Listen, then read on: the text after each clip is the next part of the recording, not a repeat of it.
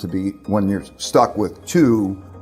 trade-offs, too much inflation, or you're stuck with too much economic weakness, then you navigate for the middle, and that means something like stagflation. And so I think we're entering a period of stagflation. And I think the political and the wealth gap issues and so on create a set of circumstances that it's not easy to get out of. So unlike others, I do believe stagflation, unfortunately, is the baseline. We're going to see notably lower growth, and we're going to see frustratingly high inflation for this year and into next year.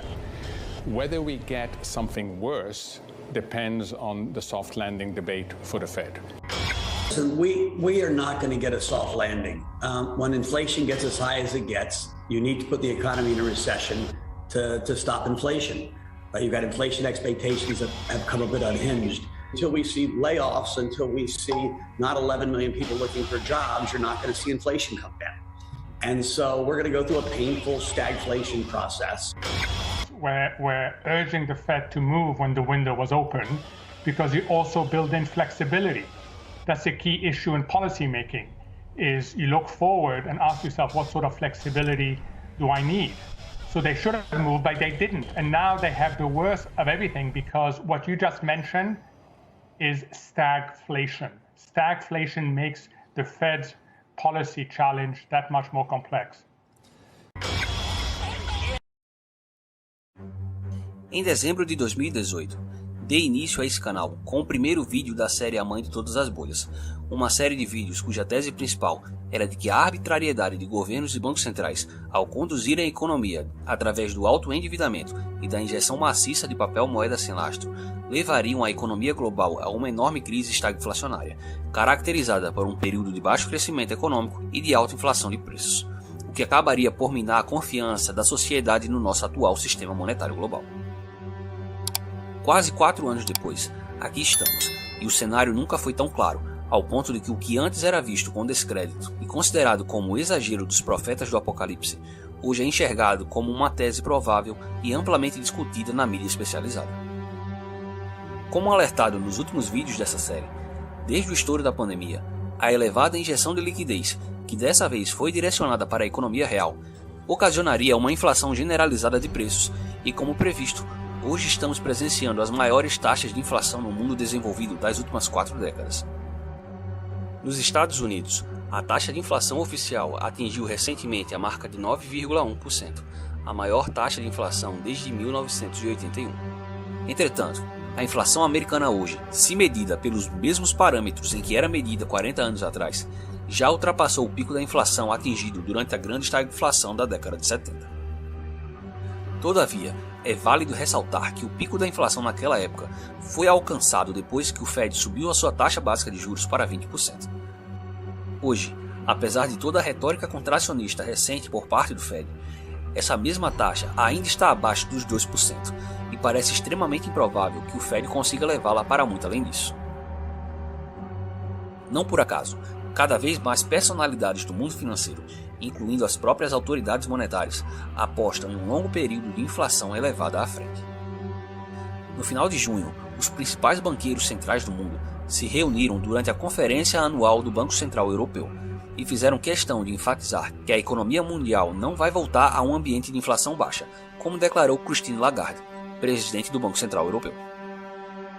Essa perspectiva certamente se dá porque eles sabem que para combater a inflação de maneira satisfatória é preciso elevar as taxas de juros para níveis contracionistas, semelhante ao que foi feito na década de 70 ao redor do mundo, quando todos os maiores bancos centrais subiram os juros de maneira agressiva. O problema é que hoje, por conta da alta inflação, a taxa neutra de juros nas economias desenvolvidas está muito além dos 2 ou 3% que os bancos centrais estão se esforçando ao máximo para conseguir chegar até o final deste ano. Volto a lembrar aqui que depois de uma década de preços altos, a inflação na década de 70 só acabou depois que os juros subiram para algo próximo a 20%. Isso é algo que está totalmente fora da capacidade dos banqueiros centrais atualmente, por uma série de fatores que os impedem de agir e combater de verdade a inflação. A seguir, destacaremos os 4 principais motivos: o impacto negativo na economia real, o aumento exponencial do custo da dívida pública, o prejuízo contábil no balanço das instituições do setor financeiro e o nível recorde de alavancagem de famílias e empresas.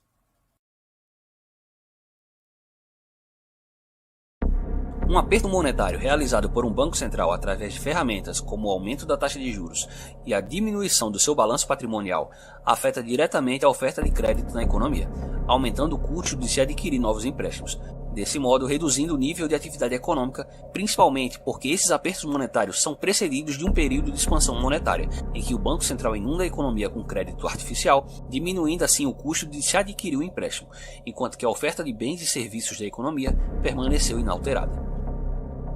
A consequência óbvia desse contexto é que haverá um aumento exponencial da demanda agregada, o que irá gerar uma enorme sensação de prosperidade no curto prazo, pois a oferta de crédito fácil e barata levará um enorme número de empreendedores a darem início a novos negócios, aumentando assim a oferta de empregos e gerando um maior crescimento econômico. Entretanto, no médio e longo prazo, esse aumento da demanda será refletido em um aumento generalizado dos preços, o que levará o Banco Central a reduzir a oferta de crédito, fazendo com que aqueles empreendimentos que existiam tão somente por causa do aumento artificial da oferta de crédito sejam eliminados, provocando desemprego em massa e menor crescimento econômico, dando origem assim a uma recessão. Então, resumindo, quanto maior for o aumento dos juros, maior será o impacto negativo na economia real.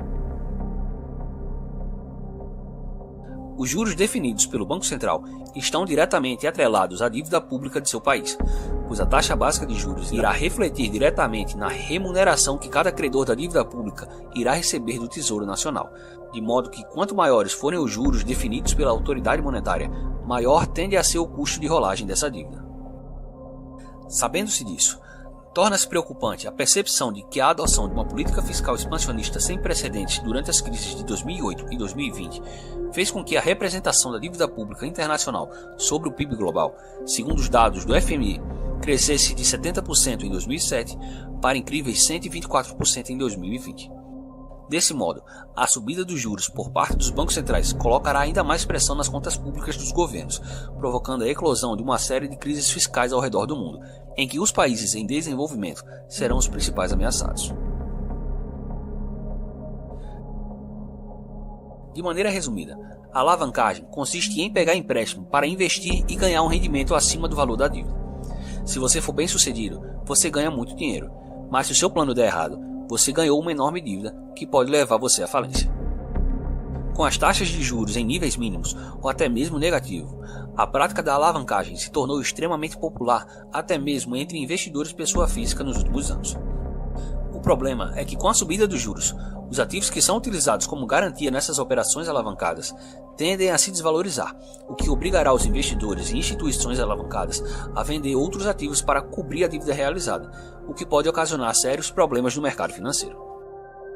Em 2021, pela primeira vez na história, o montante alocado no mercado financeiro alavancado nos Estados Unidos, uma combinação de empréstimos alavancados e títulos de alto rendimento, ultrapassou os 3 trilhões de dólares, de acordo com notícia veiculada pela Forbes. Os empréstimos alavancados cresceram quase 130% desde a crise financeira de 2008, mais que o dobro da taxa de crescimento do PIB no mesmo período. A subida dos juros impacta diretamente na precificação de ativos financeiros, como ações e títulos públicos, além de títulos corporativos e hipotecários, os quais compõem majoritariamente os ativos dos balanços de instituições financeiras. A desvalorização desses ativos dá origem a perdas não realizadas, o que pode gerar um grave risco sistêmico, caso esses ativos estejam sendo utilizados como colateral em operações alavancadas ou se a instituição em questão estiver com sérios problemas de liquidez e for forçada a vender o ativo mesmo com prejuízo. Esse processo, acontecendo em larga escala, pode dar origem a uma onda de vendas em cadeia dos mercados, gerando uma grave instabilidade no sistema financeiro, levando uma série de instituições à beira da falência, como aconteceu em 2008 e 2020. Por esses fatores acima descritos, sabemos que a capacidade dos bancos centrais em subir juros hoje é muito mais limitada do que em tempos passados. Ao mesmo tempo, os últimos 15 anos de juros mínimos e liquidez máxima tornou o sistema econômico, financeiro e monetário global muito mais instável. Portanto, não será nenhuma surpresa se todo o atual esforço dos bancos centrais para apertar a política monetária resultar em tão somente uma nova recessão, ao mesmo tempo em que não será o suficiente para debelar a inflação. Quem acompanha o canal há mais tempo sabe que a economia global está sustentada em cima de duas enormes bolhas, uma no mercado de ações, que recorrentemente estoura e é reinflada pelos bancos centrais, e outra ainda maior no mercado de dívida, que por sua vez está sendo inflada sem parar há mais de 40 anos. Estamos nos encaminhando para mais uma recessão e um consequente novo estouro da bolha do mercado acionário, mas com a diferença de que dessa vez chegaremos lá com uma inflação em níveis bastante elevados, mas que deve arrefecer no curto prazo à medida em que a recessão se aproxima. Entretanto, mesmo com uma recessão exercendo uma pressão deflacionária, a taxa de inflação ao redor do mundo nos próximos anos deverá continuar em um patamar historicamente alto, principalmente depois que os bancos centrais mais uma vez intervirem para salvar a economia,